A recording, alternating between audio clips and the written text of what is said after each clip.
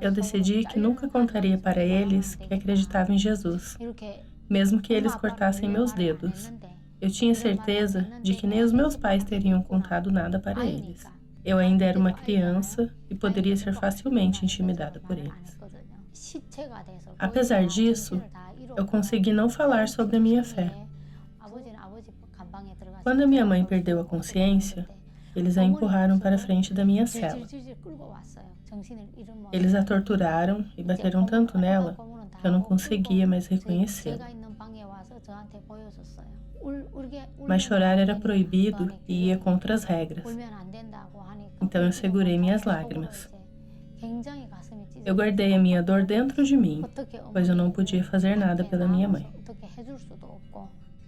Na Coreia do Norte, os cristãos são perseguidos sem piedade. Eles são considerados inimigos políticos do país e são tratados como tais. Eles são ameaçados por interrogatórios, torturas e trabalhos forçados. Suas famílias também são castigadas, mesmo que não acreditem em Deus. Apesar disso, existem pessoas que confiam em Jesus na Coreia do Norte. A cristã Grace nos conta um pouco daquilo que os cristãos vivem. Eu lembro que quando eu tinha 6 anos, eu descobri como minha avó orava. Na maioria das vezes, ela se escondia no quintal para evitar que outros a vissem orando. Na Coreia do Norte, todos adoram Kim Il-sung e Kim Jong-il. No aniversário deles, é esperado que todos se prostrem diante dos retratos deles e lhes agradeçam pelas suas provisões diárias. Isso é ensinado a nós, norte-coreanos. Mas se alguém orar a Deus e lhe agradecer por tudo, então essa pessoa será presa, levada a uma prisão política e será interrogada. Eles querem descobrir o quanto a fé é importante para ela. E pode ser que sua família inteira seja deportada para um lugar onde ninguém mais vive. Depois que a minha avó sofreu um acidente, ela passou a orar dentro de casa. Para isso, ela se cobria toda com um cobertor.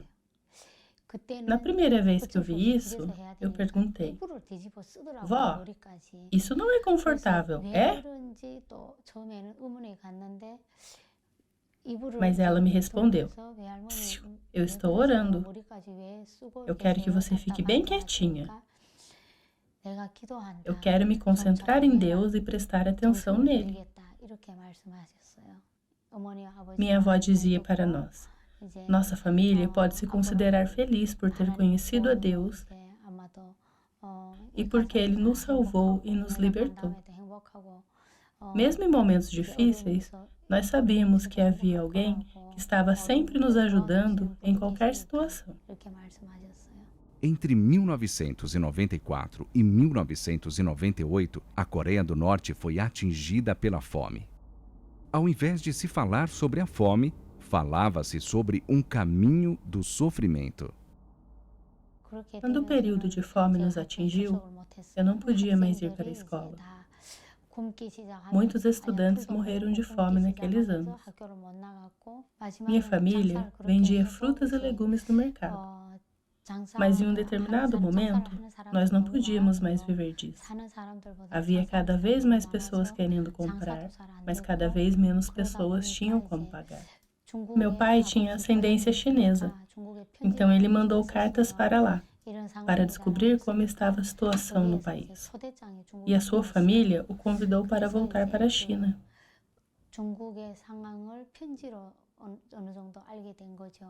Antes que meus pais e minhas irmãs fossem para a China, eles deixaram eu e meu irmão na casa do meu tio. Quando nós chegamos, a família do meu tio ainda conseguia comer sopa de arroz. Mas com mais 2 pessoas na família, nós tivemos que começar a comer grama. Eu decidi ir embora, deixar meu irmão com eles e morar sozinho. Eu falava com Deus sobre tudo. Eu orava: "Pai, eu fui abandonada. Eu estou sem meus pais, sem meus irmãos e sem um lugar onde possa morar. Sem um lar. Minha vida está tão escura. Por favor, supra minhas necessidades. Me salve da morte e do sofrimento." Eu morava na rua e fui pega. Eu fui levada a um campo onde 2.000 crianças e jovens estavam presos. Todos eles moravam na rua e tinham sido pegos. Em um salão, vagavam 200 crianças que não tinham onde morar. Lá havia tão pouco espaço que nós tínhamos que ficar em pé dia e noite. Minhas pernas incharam e ficaram muito grossas. Todos os dias, eles nos davam 5 batatas pequenas do tamanho de balas. Nós tínhamos que viver disso. Nossos corpos estavam acabados. Nós estávamos todos desnutridos e sofrendo com fome.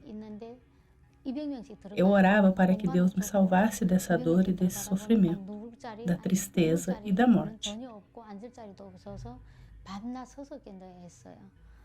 Depois de ter ficado ali mais ou menos um mês, os guardas da prisão procuraram por candidatos para colher nozes. Nós deveríamos ir para as montanhas e subir nas árvores de nozes.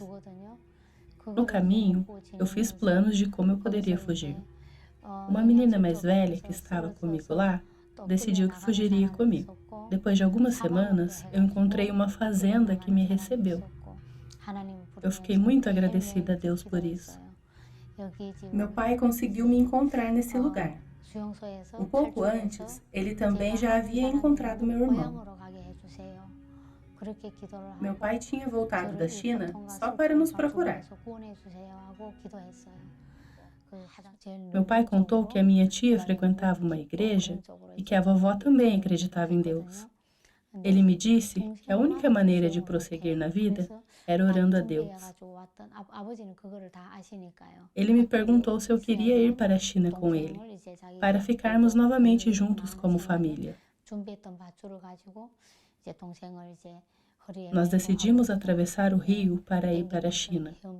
Em um local onde o rio era bem largo e fundo, como meu irmão não sabia nadar, meu pai o amarrou nas costas com uma corda que ele tinha trazido. Juntos, nós nadamos até o outro lado. Quando nós chegamos na minha tia, finalmente minha família ficou junta novamente. Eu estava tão grata a Deus e eu orei novamente. Eu contei para minha mãe como eu orei na Coreia do Norte quando tudo estava tão difícil. Eu fui com a minha mãe e com a minha tia para a igreja e vi que lá todos oravam para o mesmo Deus. Como minha avó, eu fiquei maravilhada, surpresa e agradecida de poder estar lá, perto da cruz.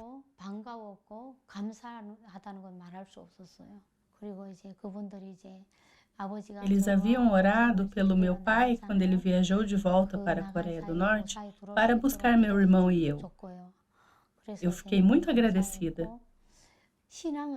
A grande diferença entre a vida na Coreia do Norte e na China é a liberdade que há na China para adorar a Deus. Na Coreia do Norte, não se pode abrir uma igreja para orar. Um dia, a polícia apareceu na porta. Alguém os denunciou. Gracie, seus pais e seu irmão de 13 anos foram presos. Eles não tiveram tempo de pegar roupas de inverno, apesar de ser inverno na Coreia do Norte e de a temperatura estar abaixo de 25 graus negativos. Doeu muito no meu coração ver como eles prenderam meu irmão de 13 anos, como se ele fosse um criminoso. Meus pés estavam tão congelados que eles ficaram roxo escuro, como uvas, e incharam. Meus pés doíam tanto que eu perguntei aos guardas se eles poderiam me ajudar. Eles me responderam: "Você está aqui porque você cometeu um crime. Por que nós deveríamos lhe ajudar?" Eles me deram um balde com água extremamente gelada para que eu colocasse meu pé dentro, e eu coloquei. Eu fiquei presa com uma pessoa que realmente havia cometido um crime. Era proibido falar uns com os outros. Nós nos comunicávamos escrevendo no chão. Nós não podíamos ir ao banheiro quando queríamos. Tínhamos que ficar das 5 horas da manhã até a meia-noite ajoelhados no chão. Quando eu queria ir ao banheiro, eu precisava repetir o meu pedido incessantemente no escuro. E os guardas só atendiam ao meu pedido quando estavam de bom humor. Às vezes, eles simplesmente negavam e diziam que nós deveríamos fazer nas calças mesmo.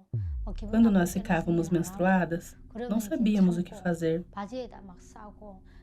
As mulheres estavam em uma situação ainda pior. Todos os dias eu sentia muitas dores nos pés. Eu chorava baixo e me perguntava quando tudo isso acabaria.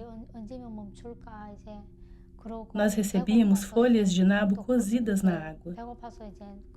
Isso não me satisfazia e eu tinha fome o tempo todo. Os agentes de segurança iam todos os dias à estação de polícia para nos interrogar. Eles nos levavam à sala de interrogatório, onde nos faziam perguntas.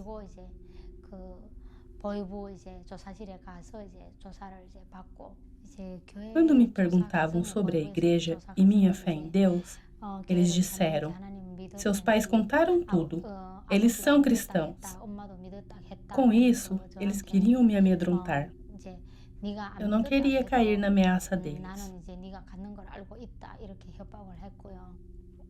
Quando eles me disseram que meus pais tinham contado que eles criam em Deus, eu pensei: eu não acredito nisso.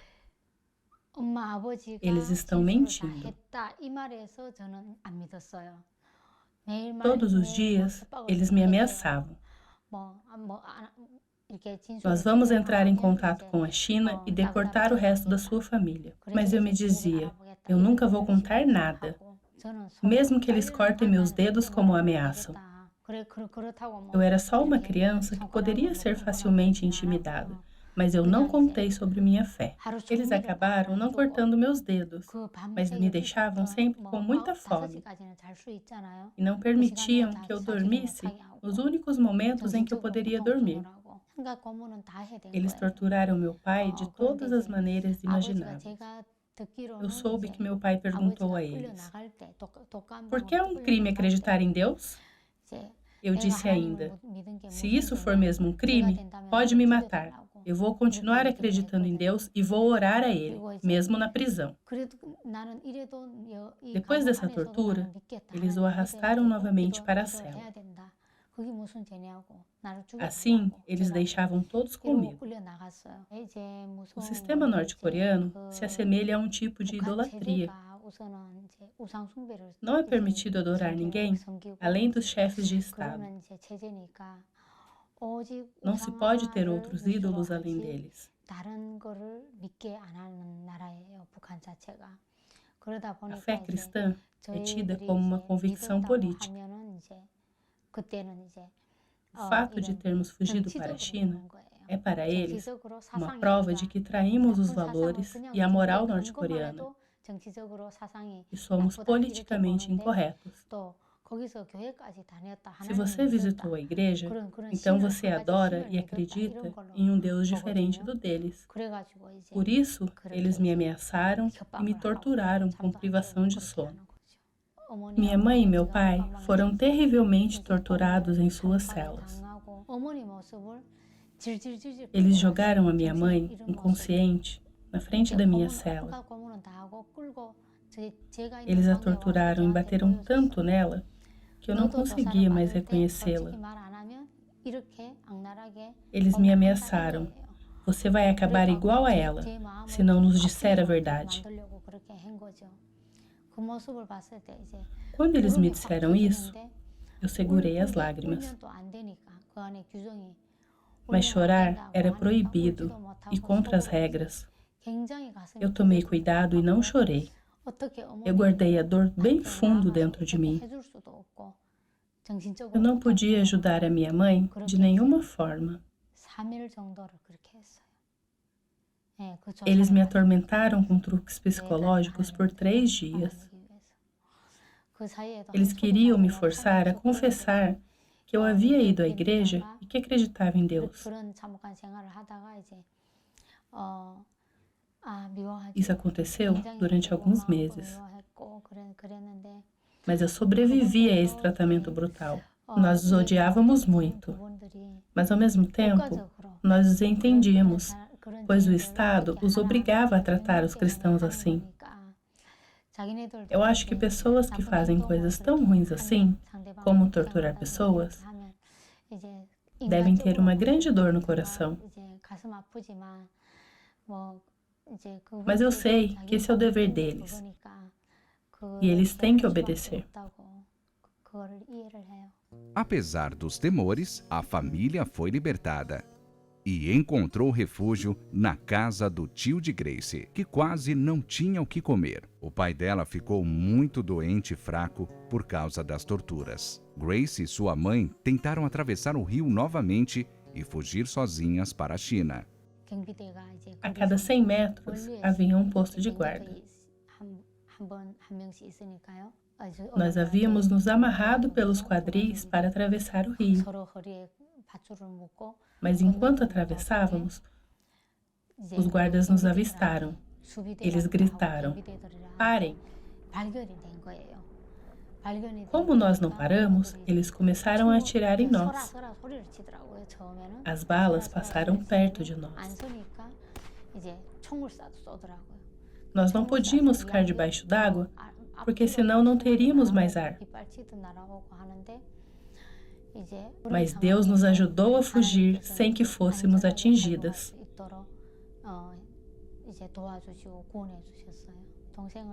Eu fiquei muito triste por causa do meu irmão.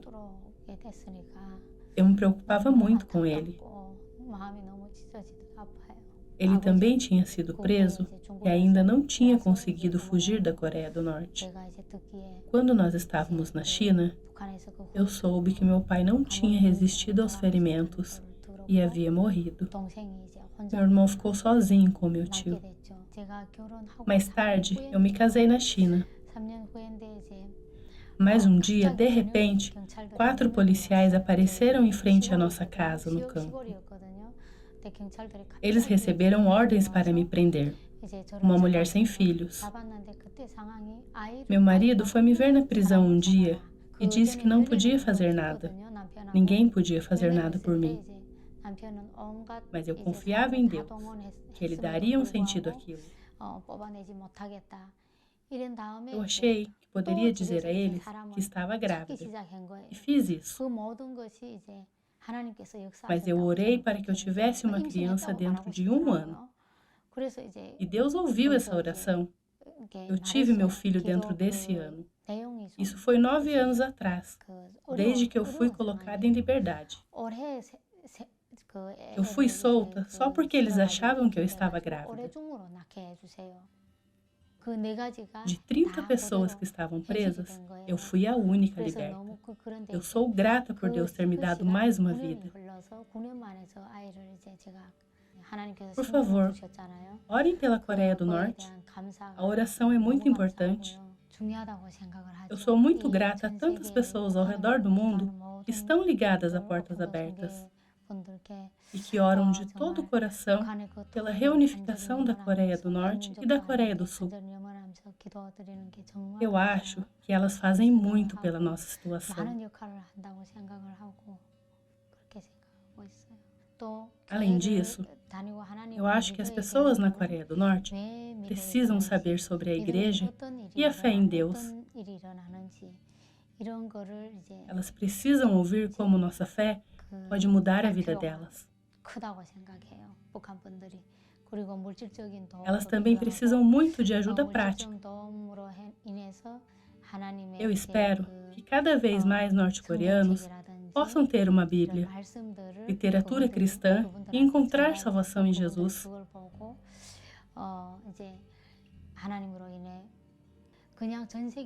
Ore pelas pessoas na Coreia do Norte que estão passando fome, congelando e que são perseguidas até a morte. Sua oração é tão importante para tirar essas pessoas da miséria. Considero que os nossos sofrimentos atuais não podem ser comparados com a glória que em nós será revelada. Porque o Espírito intercede pelos santos de acordo com a vontade de Deus. Romanos 8, verso 18 e 27b.